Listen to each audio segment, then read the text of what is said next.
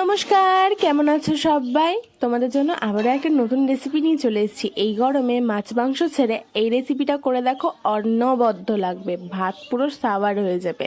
পনির ভাপা বানানোর জন্য প্রথমে আমি একটা মিক্সিং জারে কিছু লঙ্কা, নারকোল এবং ভেজানো কাজু কিশমিশ দিয়ে ভালো করে হলুদ আর জল দিয়ে পেস্ট করে নিয়েছি। বাড়িতে বানানো পনির, সেই পনিরটা একটা থালার মধ্যে নিয়ে তার মধ্যে সেই পেস্টটা, আদা বাটা এবং কিছুটা পরিমাণ পোস্ত বাটা দিয়ে কিছুটা জিরে গুঁড়ো, লঙ্কার গুঁড়ো এবং গরম মশলা দিয়ে ভালো করে মিক্স করে নেব, লবণ আর তেল দিয়ে।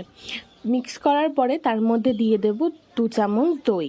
দইটা যদি তোমাদের বাড়িতে না থাকে দেওয়ার দরকার নেই, দইটা থাকলে দেবে, না থাকলে কোনো দরকার নেই দেওয়ার।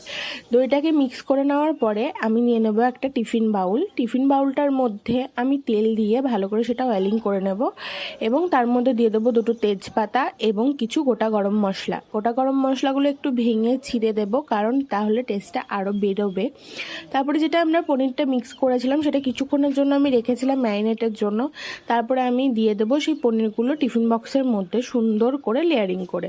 তারপরে যখন সেটা হয়ে যাবে তার উপরে কিছু লঙ্কা এবং কাঁচা সর্ষের তেল দিয়ে টিফিন বাউলটা বন্ধ করে জলের মধ্যে বসিয়ে দেবো ভাপের জন্য। জলটা দেখবে কিছুটা গরম হবে, তারপরে তোমরা ভাপের জন্য বসাবে। ঠান্ডা জলে ভাপের জন্য বসাবে না, তাহলে টেস্টটা সেরকম আসবে না।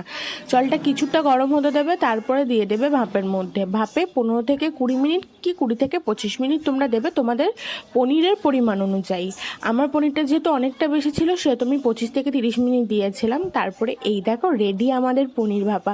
তোমাদের রেসিপিটা কেমন লাগলো অবশ্যই জানাবে, বাড়িতে ট্রাই করে অবশ্যই জানাবে। চ্যানেলটা সাবস্ক্রাইব করতে ভুলো না। দেখা হচ্ছে আবার নেক্সট ভিডিওতে। টাটা।